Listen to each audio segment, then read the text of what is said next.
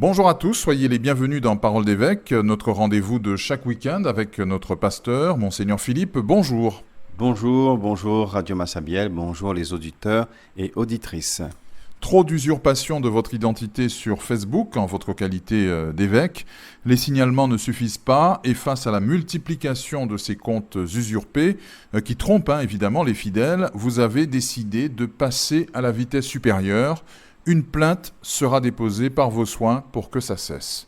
Oui, tout à fait, une plainte sera déposée puisque on se rend compte, puisque je suis interpellé par de nombreux fidèles et donc vu l'importance de ces comptes et de plusieurs comptes qui ont été créés, là il faut très clairement déposer une plainte, ce que je ferai la semaine prochaine avec la gendarmerie. Que nos fidèles comprennent bien qu'une telle action de votre part est nécessaire, car certains de ces faux comptes ont beaucoup d'abonnés et de followers, des fidèles qui pensent en fait qu'ils s'adressent à vous, alors que ce n'est pas du tout le cas, des prières dont vous n'êtes pas l'auteur qui circulent, on évoque même des demandes d'argent également, c'est tout cela qui justifie votre décision de saisir la justice.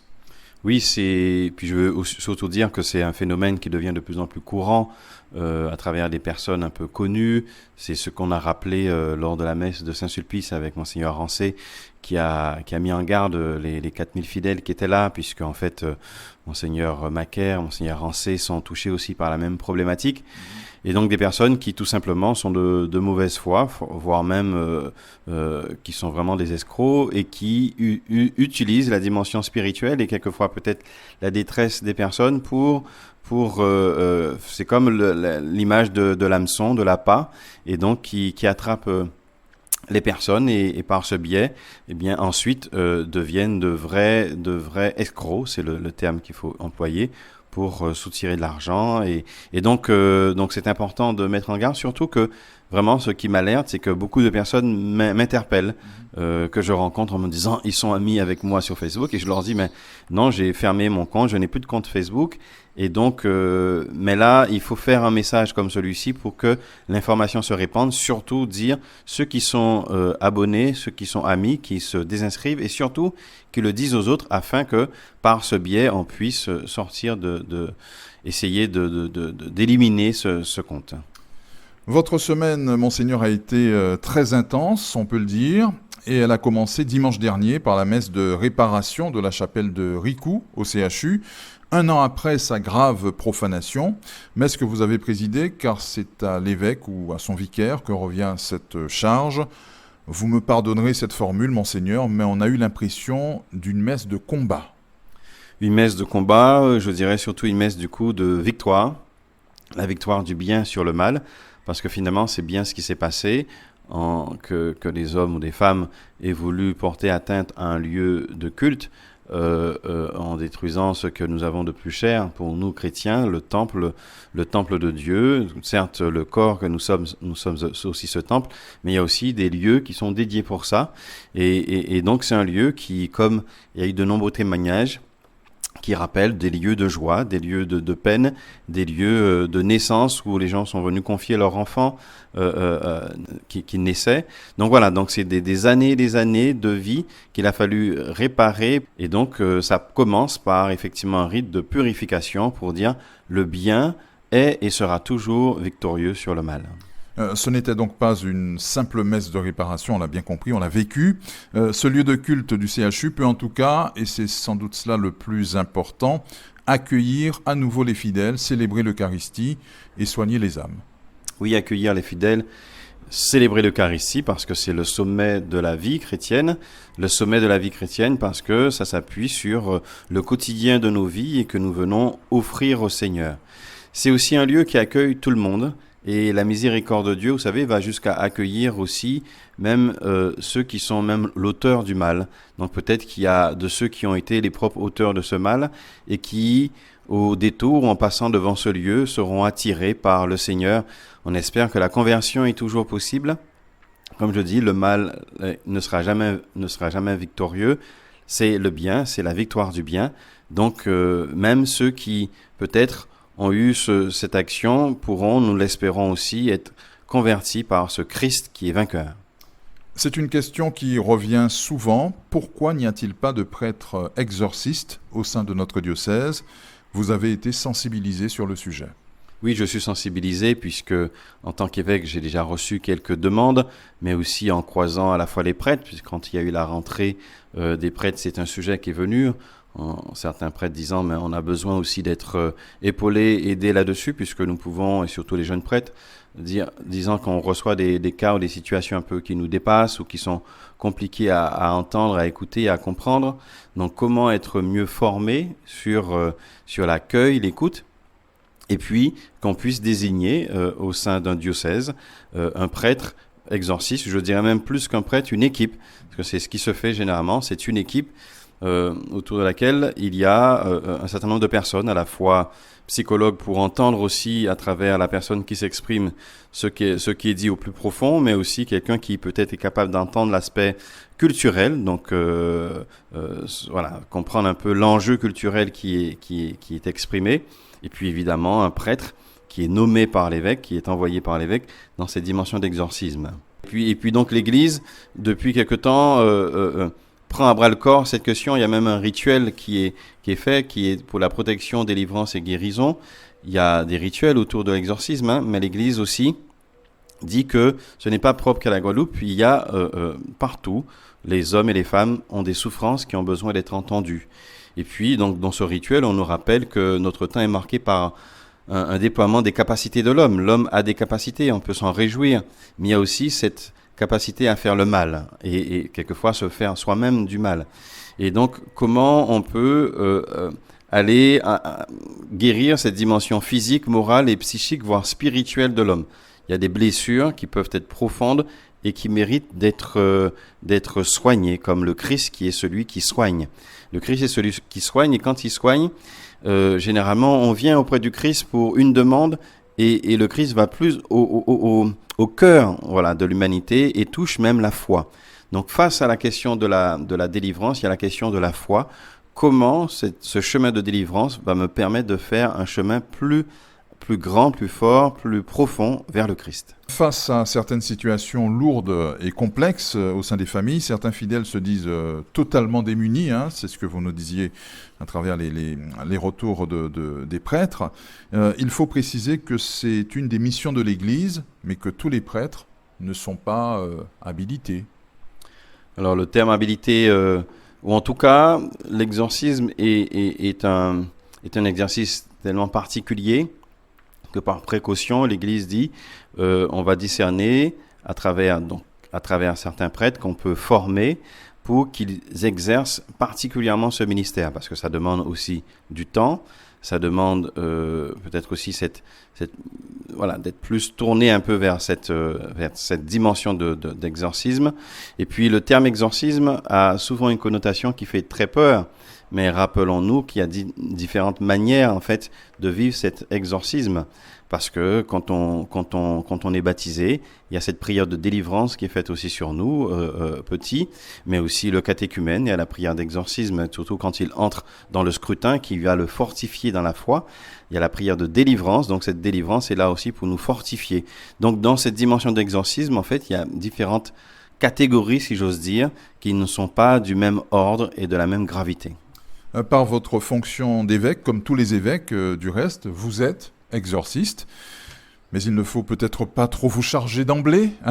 La solution sera de former des prêtres et de déléguer. Voilà, à la fois, effectivement, l'évêque, par l'ordination, reçoit pleinement cette dimension d'exorciste, et donc qu'il exerce et qu'il est amené à exercer. Maintenant, c'est aussi au cœur d'un ensemble de responsabilités et de missions que vit l'évêque. Donc moi, je débute aussi mon ministère, qui est aussi entouré de beaucoup, pour l'instant, d'écoute, d'accueil de différents groupes, de différents mouvements. Donc c'est quelque chose qui me prend beaucoup. J'ai déjà eu l'occasion de recevoir des gens pour prier aussi avec ces personnes, puisqu'ils ont eu besoin d'être écoutés et d'être délivrés. Maintenant, le mieux, c'est de s'organiser et de structurer une équipe. Et c'est ce qu'on fera, j'espère assez rapidement, pour que nous ayons quelque chose de suffisamment visible et des personnes au sein de cette équipe formées pour qu'on soit en capacité d'accueillir plus grandement ce peuple de Dieu qui a besoin d'être écouté. Mais je souhaite aussi surtout dire que nos paroisses, nos prêtres, le sacrement de la réconciliation est un lieu de délivrance. Donc, à nous aussi, ça peut nous interroger sur notre grande capacité au niveau des paroisses, au niveau des prêtres, à ce que nous nous rendions peut-être encore plus disponibles pour permettre aux gens de vivre ce sacrement de la libération, parce que c'est le terme qu'on utilise et que c'est vraiment le terme, pour l'avoir vécu plus d'une fois, le sacrement de libération pour soi, mais pour les autres, d'être libérés quand ils se confessent. Cette semaine, vous avez rencontré le personnel du diocèse, Monseigneur, à la fois au CPSO et à l'évêché à Basse-Terre. Ces temps d'échange avec vos collaborateurs sont importants pour vous.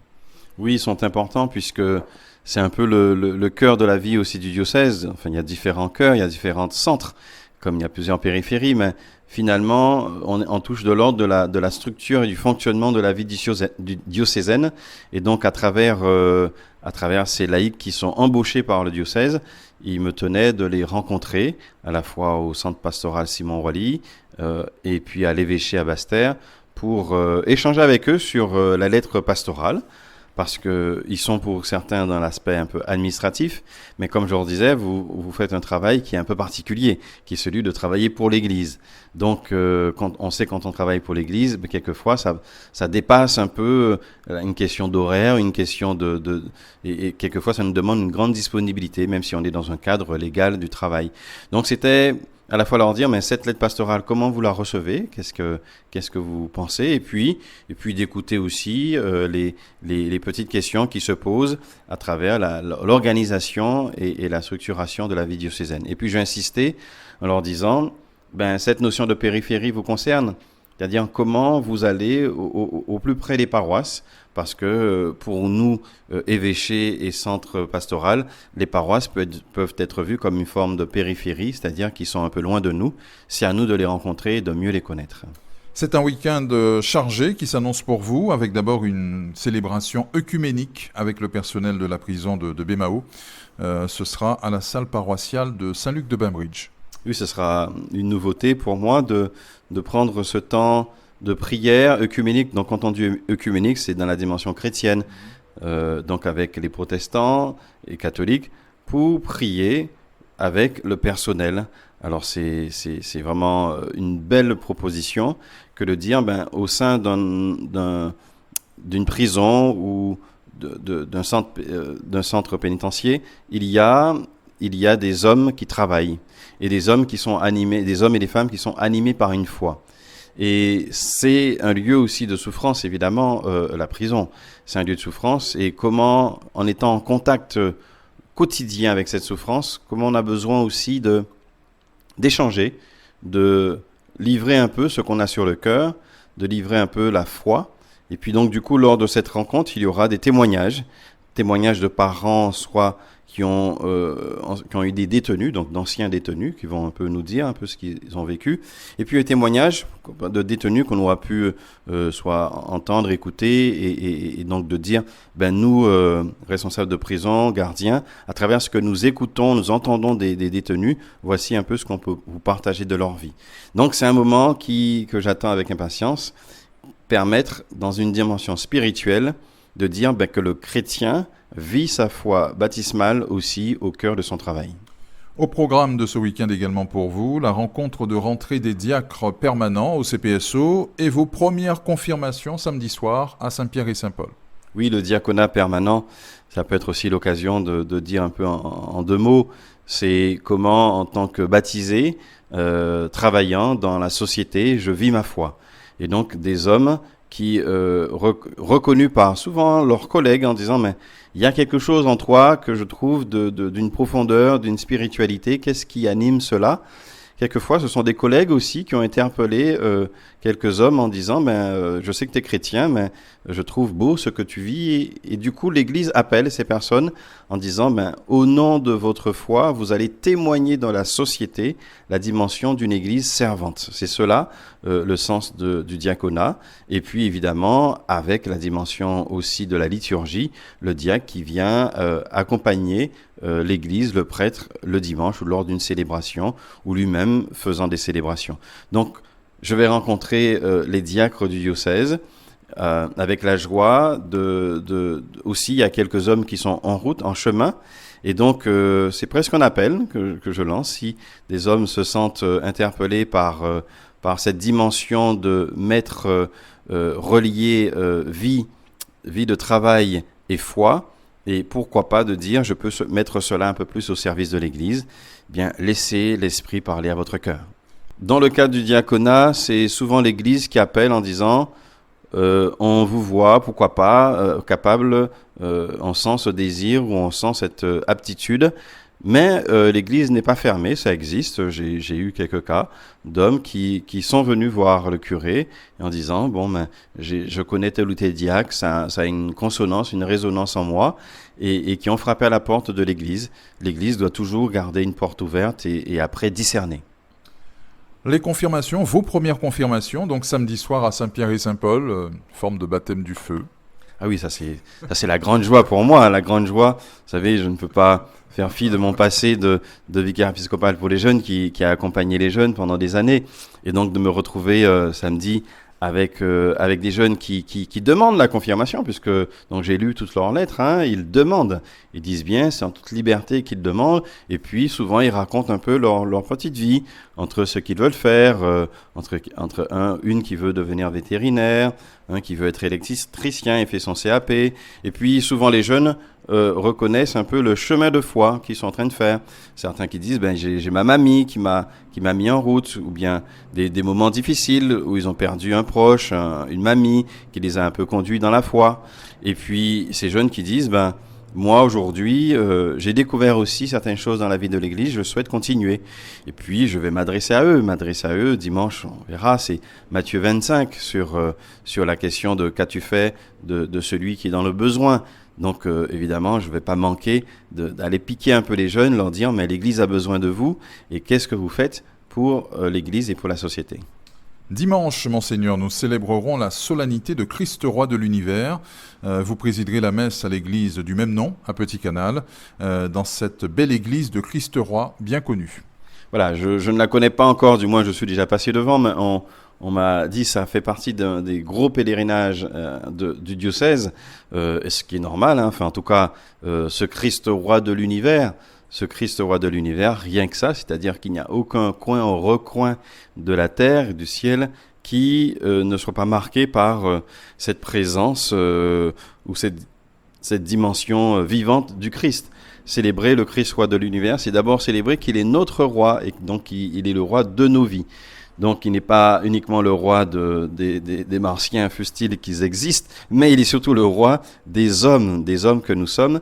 Donc c'est aussi la fin de l'année liturgique, puisque nous allons basculer sur la nouvelle année. On peut quasiment se souhaiter une bonne fin d'année à partir de Christ roi, pour dire que nous allons repartir vers l'avant qui nous conduira à Noël. Donc oui, je suis impatient de vivre cette grande fête de Christ roi.